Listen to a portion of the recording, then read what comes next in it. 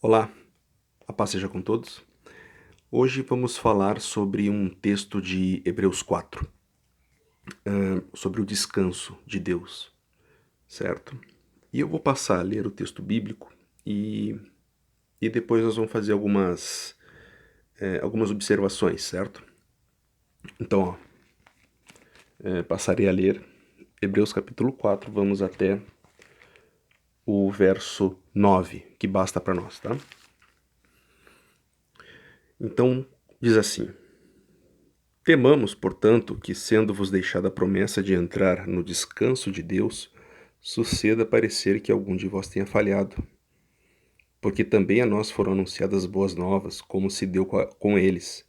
Mas a palavra que ouviram não lhes aproveitou, visto não ter sido acompanhada pela fé naqueles que a ouviram.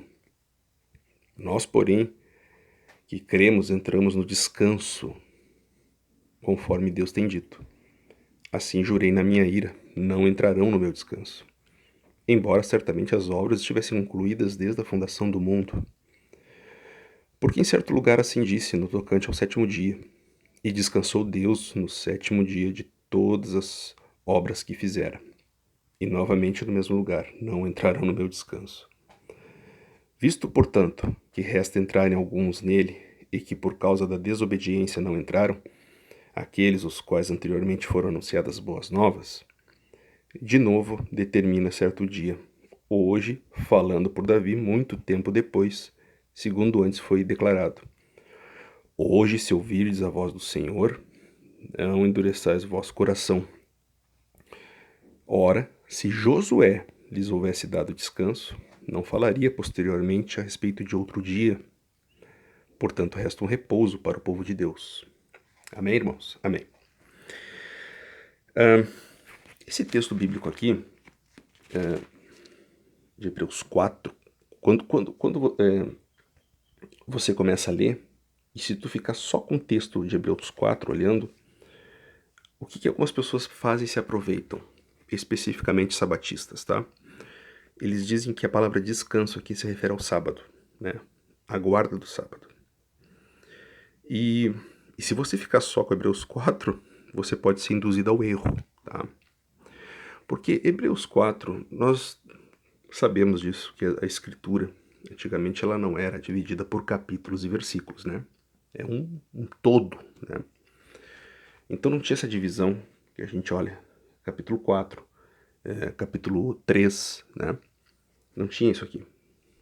Por isso que há, dentro aqui do texto de Hebreus 4, ou seja, dentro de um limite de versículos, se alguém pode focar só naquilo ali e falar que aquilo é um sábado, descanso é sábado, né?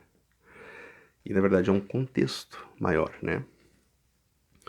Que começa no capítulo 3, tá?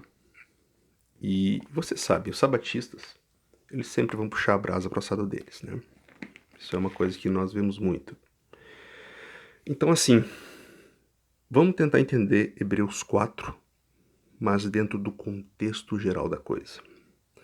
No capítulo 3 de Hebreus, você vai começar a observar que é descrito paralelos, conforme a explicação de Hebreus 4. Ou seja, é falado em Hebreus 3 sobre um descanso que Josué daria para o povo de Deus, que foi retirado do Egito, e ele fala a respeito disso, só que as pessoas não entraram nesse descanso, que era a terra prometida, e padeceram 40 anos, porque eles foram incrédulos. Lembra aquele caso dos espias, né?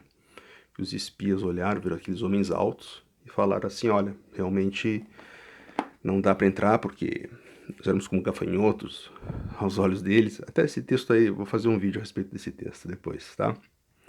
Nós vamos falar sobre uma série dos gigantes, mas depois. Então o povo ficou incrédulo. E Deus se irou com esse povo, porque Deus fez tantos milagres para esse povo, tirou do deserto, né? Do Egito, abriu, tirou do Egito e abriu o Mar Vermelho, eles foram para o deserto.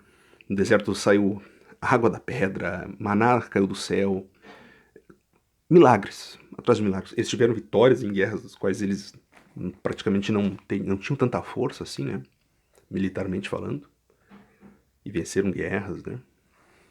As suas sandálias não me estragaram durante, mesmo o povo incrédulo, hein? Como Deus ainda cuidou desse povo, no tempo que peregrinaram no deserto, né?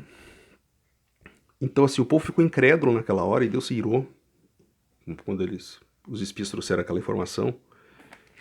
E Deus, olha, vocês não entrarão no meu descanso, que é terra prometida. Era um descanso para o povo de Deus que estavam cansados de andar no deserto, né? Ser peregrinos ali. Porém, isso está tudo no capítulo 3. Nós lemos aqui, ó. Olha só, 3:16. Ora, quais os que tendo ouvido se rebelaram? Não foram, de fato, todos os que saíram do Egito por intermédio de Moisés?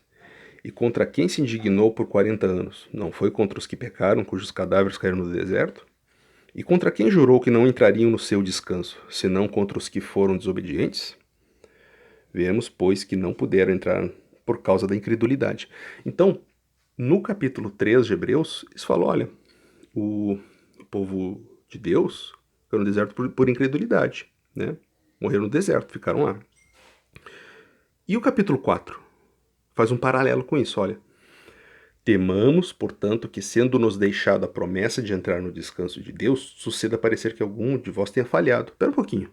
Essa carta escrita de Hebreus aqui, eles já estão. Israel já existe há muito tempo. Há muito tempo existe Israel. Né?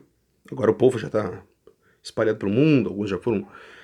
Teve o helenismo, né, que a Grécia, os gregos tomaram ali, os romanos tomaram conta ali do reinado de Israel, tudo, mas eles estavam na sua própria terra, ok?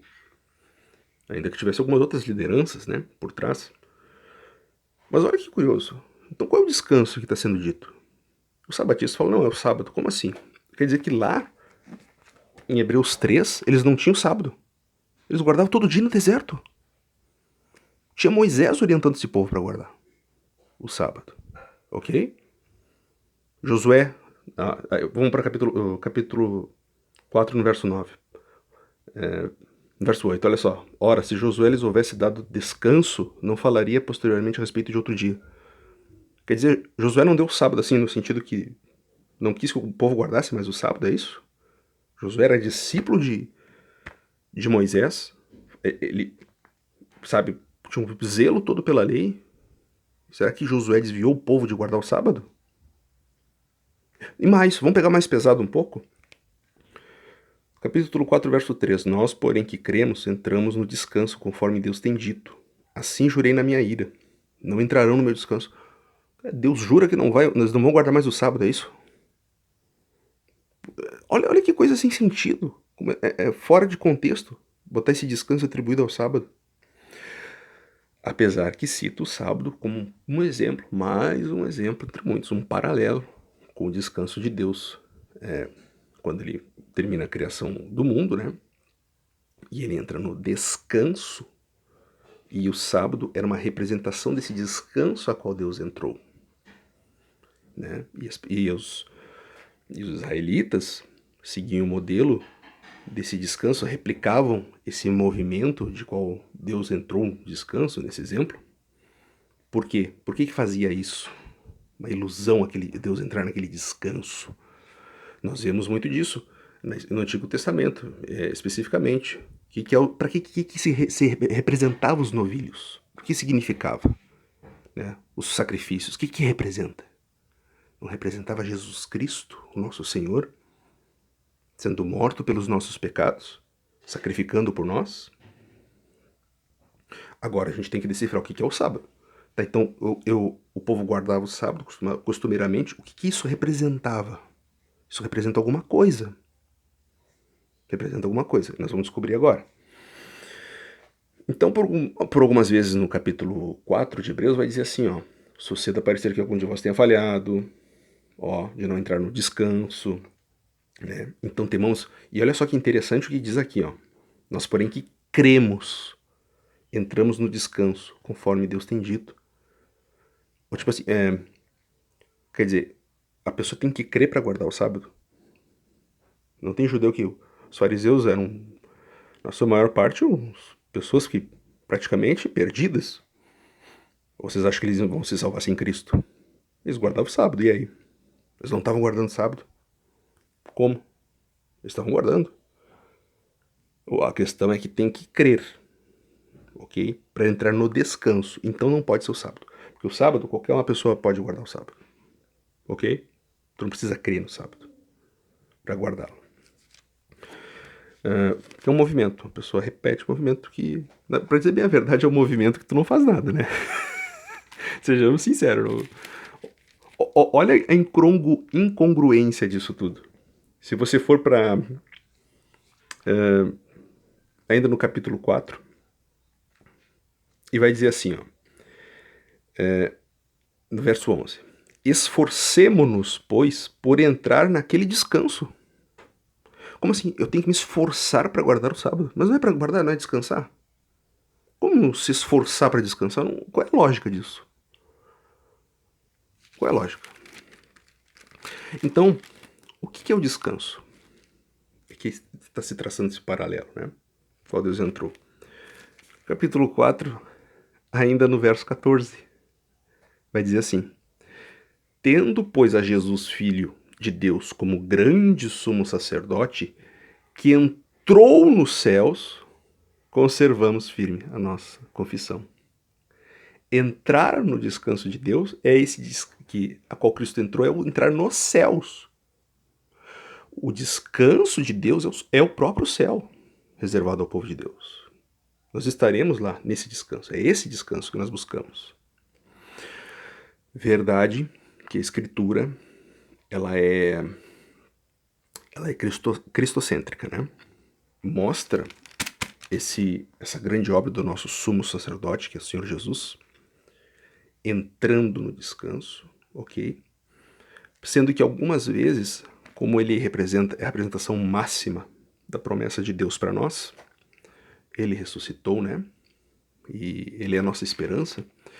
Também a própria pessoa do Senhor Jesus muitas vezes representa esse descanso de Deus. Você vai ver, se eu não me engano, em Mateus capítulo 11, no verso 29 em diante, vai dizer, ele fala para as pessoas que estão à sua volta, ele diz assim, com relação a vinde a mim, todos vós que estáis cansados, sobrecarregados, e eu vos aliviarei.